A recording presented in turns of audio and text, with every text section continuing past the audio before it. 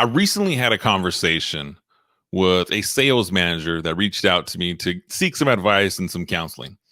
And the conversation went like so: how do I get XYZ person to be the top performer and top leadership person on my team?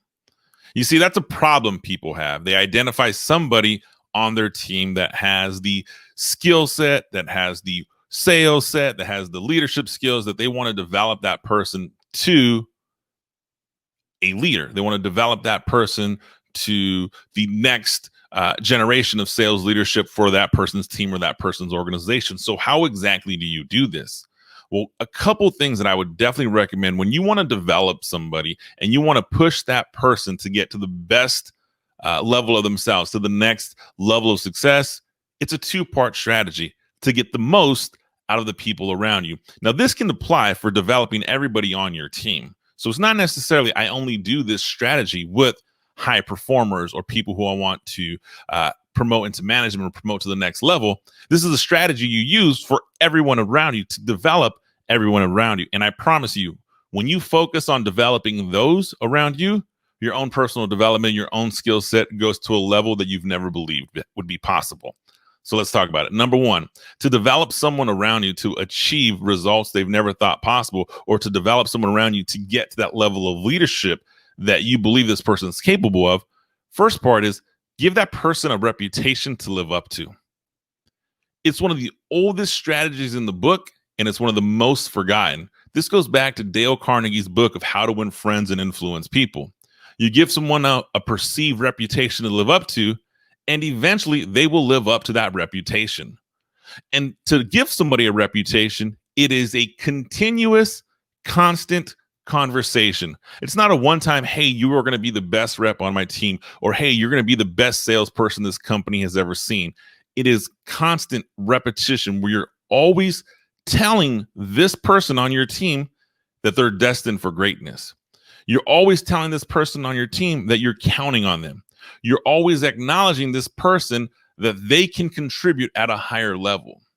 You see, the more you believe it and the more you share that this person can achieve more, you start to realize the person you're developing, the person you're mentoring, the person you're coaching, they believe it themselves.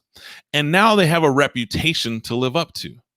They have this perceived reputation that my manager, my mentor, my peers believe that I'm the best sales rep on this team, believe that I'm always going to be 100% above quota, or whatever belief you're instilling in somebody. And as you do that, that person will do everything in their power to become the version you just explained. You give someone a reputation to live up to, and they live up to it. It is one of the most tenured, tested, and proven strategies out there, and not enough people do it. So give someone around you a reputation to live up to and watch them live up to it. Now, the second part, how to get someone to get the most out of their career, how to develop your next top performer. Well, other than giving this person a reputation, here's the second part to it. It's a level of accountability. Nobody wants to be in a management relationship where they don't feel their manager is holding them accountable. Now, I know it seems fun to say, and oh, my manager is really hands off. My manager never calls me. I kind of do what I want to do. That's not exactly holding somebody accountable. And now you can be a hands-off manager and still someone hold someone accountable.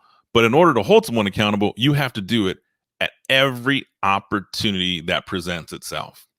In order to get that person to the next level, they have to know that there's a level of accountability that must be met. And this can be as simple as holding someone accountable to having a positive attitude, holding someone accountable to submitting revenue metrics, holding someone accountable to hitting their forecast, holding someone accountable to hitting the administrative work in their job, holding someone accountable to just showing up on time. Anytime that your leadership development or the people around you you're trying to develop do not hold up their end of the bargain, it's a leadership opportunity for you. It's a teaching moment. That is when you say, hey, that's not what we agreed upon. Hey, I noticed that on our last call, this was the behavior that was coming across the call. Is that what you intended? You see, holding someone accountable lets that person know, I care enough about you to have this difficult conversation. Now, in order to get the most out of those people, it's a two-part strategy. Hold them accountable and give them a reputation to live up to. Now, just because you do that doesn't necessarily mean they're going to be the next development candidate in your organization. Just because you do that doesn't mean they're going to grow to levels of unseen. That's the foundation. To get the most out of them, well, that requires a lot of more one-on-one interaction. And to find out how to do that, just sure reach out to me, subscribe to the blog, comment below, and I'll be sure to look forward to connecting with you. That's what I got for you guys today.